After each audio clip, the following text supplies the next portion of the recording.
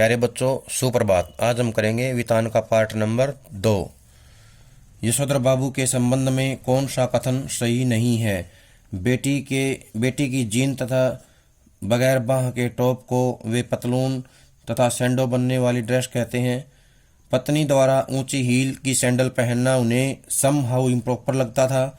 उन्हें किसंदा के पट शिष्य व उत्साही कार्यकर्ता की भूमिका पूरी निष्ठा से निभाई। वे डेमोक्रेटिक बाबू नहीं थे।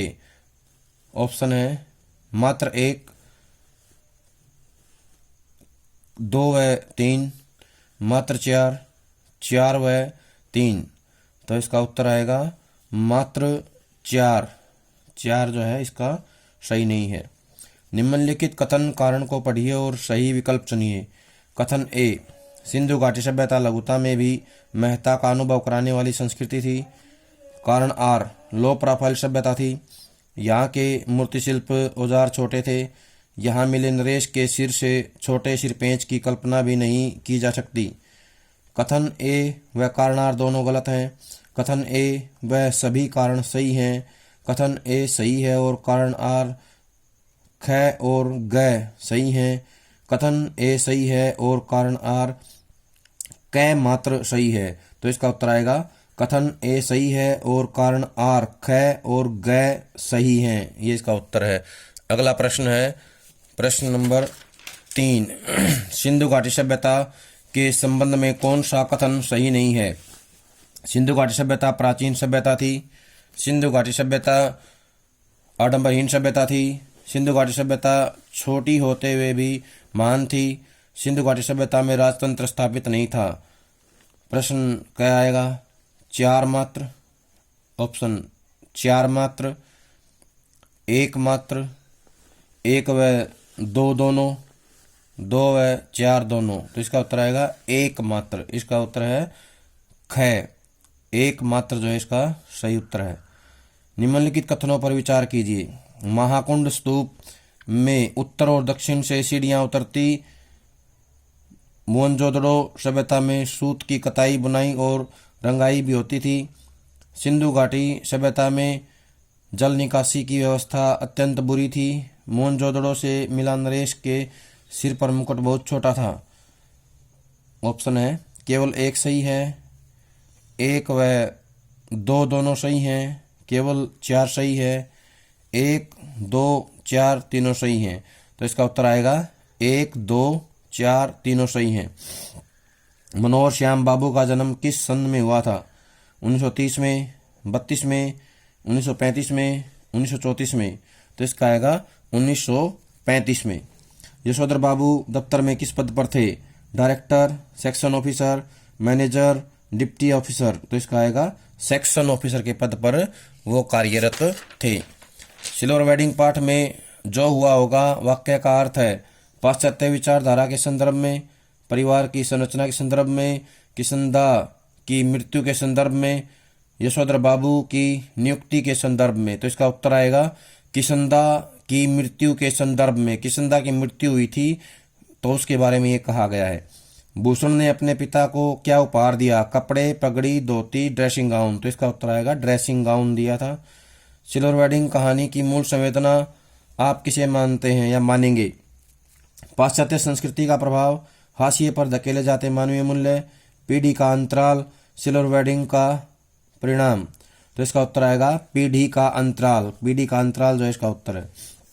सिल्वर वेडिंग का हिंदी अर्थ है विवाह की स्वर्ण जयंती, विवाह की रजत जयंती, विवाह की हीरक जयंती, इनमें कोई नहीं। तो इसका उत्तर आएगा विवाह की रजत जयंती 25 साल बाद मनाई जाती है। तो इसको बोलेंगे रजत जयंती, सिल्वर वेडिंग।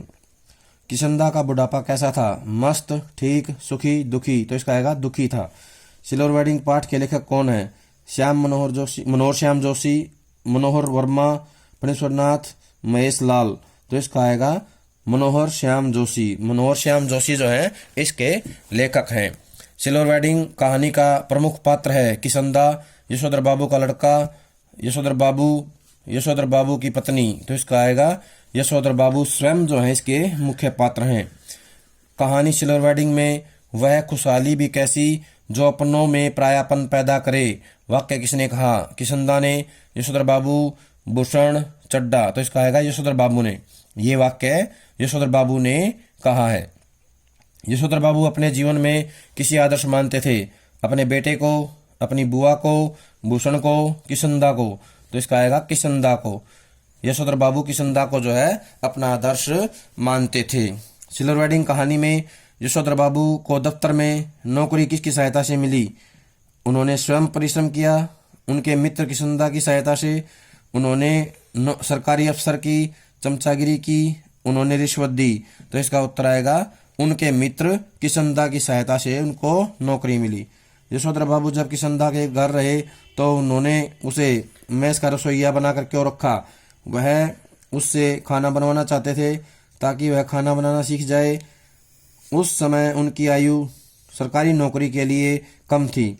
यशोधर बाबू को खाना बनाना अच्छा बनाना आता था। तो इसका उत्तर आएगा गए। उस समय उनकी आयु सरकारी नौकरी के लिए कम थी। दफ्तर में यशोधर बाबू से मजाक किसने किया? चड्डा ने, वर्मा ने, मेनन ने, शर्मा ने। तो इसका उत्तर आएगा चड्डा ने।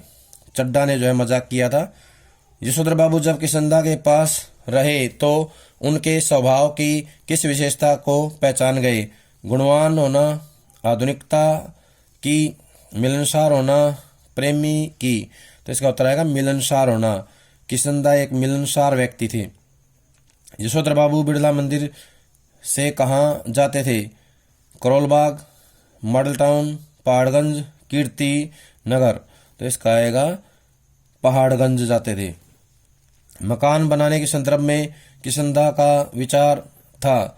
मकान सयाने लोग बनाते हैं, मकान अच्छे लोग बनाते हैं, मकान मूर्ख लोग बनवाते हैं और सयाने उसमें रहते हैं, इनमें से कोई नहीं। तो इसका उत्तर आएगा गए। मकान मूर्ख लोग बनवाते हैं, सयाने उनमें रहते हैं। यशोधर बाबू को बच्चों की क्या बात सही लगी? रीति रिवाजों के पीछे न भागना, समय के अनुसार चलना, आधुनिकता को अपनाना, डीडीए फ्लैट पर पैसा न भरने को अपनी भूल मानना। तो इसका उत्तर आएगा गए। डीडीए फ्लैट पर पैसा न भरने को अपनी भूल मानना। किशनदा का यशोधर बाबू के जीवन में स्थान था? भाई जैसा, पिता समान, गुरु समान, पुत्र समान। तो इसका उत्तर आएगा गुरु के समान जो है स्थान था। आनंद यादव का जन्म कब हुआ? 1934 में, 35 में, 36 में, 40 में। तो इसका उत्तर आएगा 1935 में उसका जन्म हुआ था आनंद यादव। जूझ कहानी के लेखक कौन है? मनोहर श्याम जोशी, ओम थानवी, एन फ्रैंक, आनंद यादव। तो इसका आएगा आनंद यादव। जूझ कहानी के शीर्षक का अर्थ बताइए? संघर्ष, मस्ती, मेहनत, चालाकी। तो इसका आएगा संघर्ष। दिवाली बीत जाने पर कौन सा कार्य आरंभ हो जाता है? सफाई करने का, ईख पेरने का, फसल काटने का, खेत जोतने का। तो इसका आएगा ईख पेरने का। दादा कोलू जल्दी क्यों लगाना चाहते थे?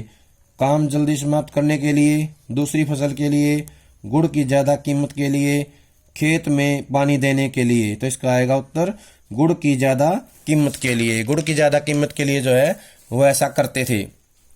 जूझ कहानी का लेखक पढ़ना क्यों चाहता था?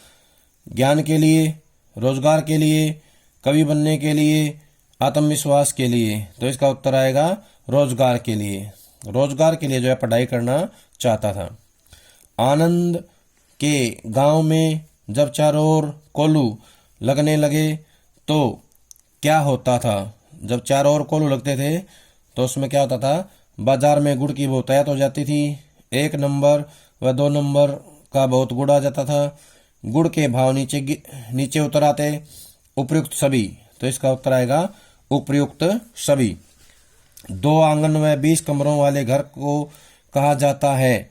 कॉलेज ऑपरेटर्स, मुखिया का घर, रंगरेज का कारखाना, सभा भवन। तो इसका आएगा मुखिया का घर। मुखिया के घर में 2 आंगन में 20 कमरे होते थे। सिंध और राजस्थान की धूप की क्या विशेषता है? दोनों जगह की धूप चौंधी आती है। दोनों स्थानों की धूप पारदर्शी है। राजस्थान की धूप चौंध जाती है जबकि सिंध की धूप पारदर्शी है। तो इसका उत्तर अगला है, सिंध की धूप चौंध जाती है जबकि राजस्थान की धूप पारदर्शी है। तो इसका उत्तर आएगा, सिंध की धूप चौंध जाती है और राजस्थान की धूप पारदर्शी है। मोहनजोदड़ो के स्तूप वाले चबूतरे को क्या कहा जाता है? सतह, केंद्र, गढ़, धर्मसत्ता। तो इसका उत्तर आएगा गढ़।